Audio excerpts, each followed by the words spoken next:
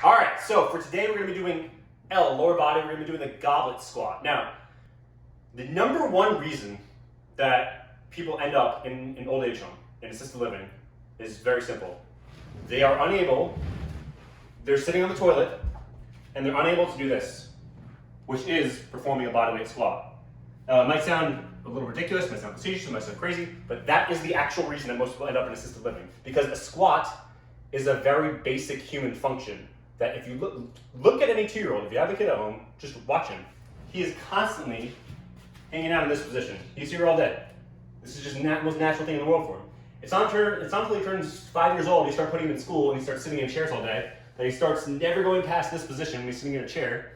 He starts getting weak in his glutes, tight in his hamstrings, and then he starts getting all kinds of dysfunction, back pain, knee pain, and everything else. So the squat is an innate, natural, functional movement pattern that your body already knows. You've just lost it from years of being deconditioned. So I cannot stress this enough. This is not just a theoretically nice thing to do for your health. Squats are not just to help you have nice legs and a better butt.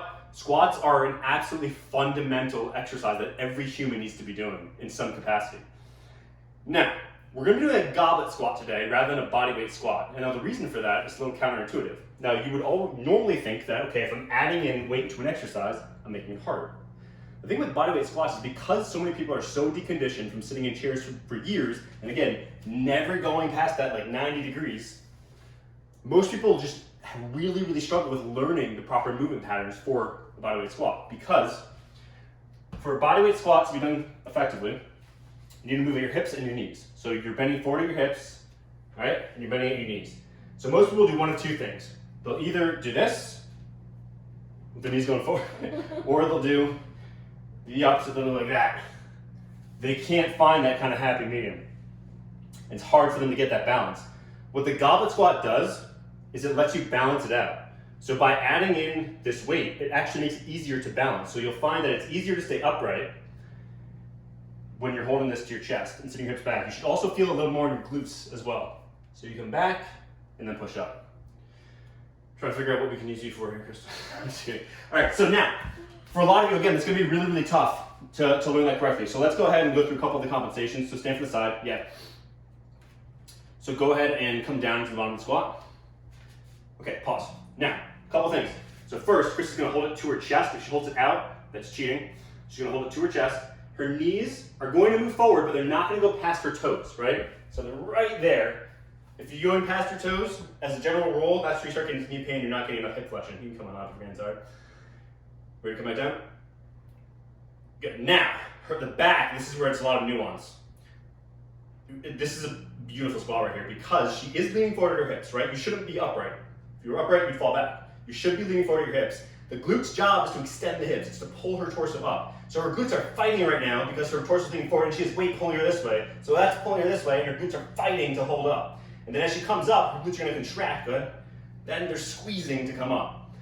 And I hit the glutes so much, I talk about them so much more than the quads and the hamstrings and the calves because the glutes are one of the most underdeveloped, deconditioned muscles for most people because we sit all day. They're so, so important. They are the key to fixing so much back pain, knee pain, hip pain.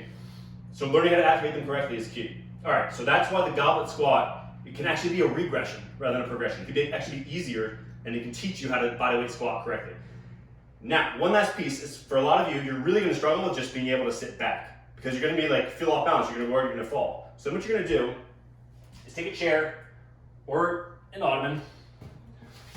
How close was that to knock me off the chandelier? Oh, I didn't even notice. I was worrying about knocking my head off. You're going to have a chair behind you, so that way you have a safety, right? You're going to squat, and Chris is going to squat back. She's going to tap her butt to the chair, okay?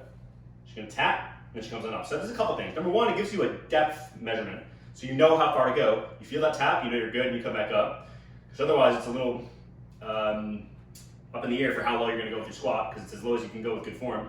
But the other piece is that it's going to teach you to sit back, because if you're struggling to sit back, if you're do it wrong with your knees going forward, if you're doing that because you're scared to sit back, then having a chair there is perfect because go ahead and squat back. Let's say you do lose your balance and you fall back, you're sitting in a comfortable chair.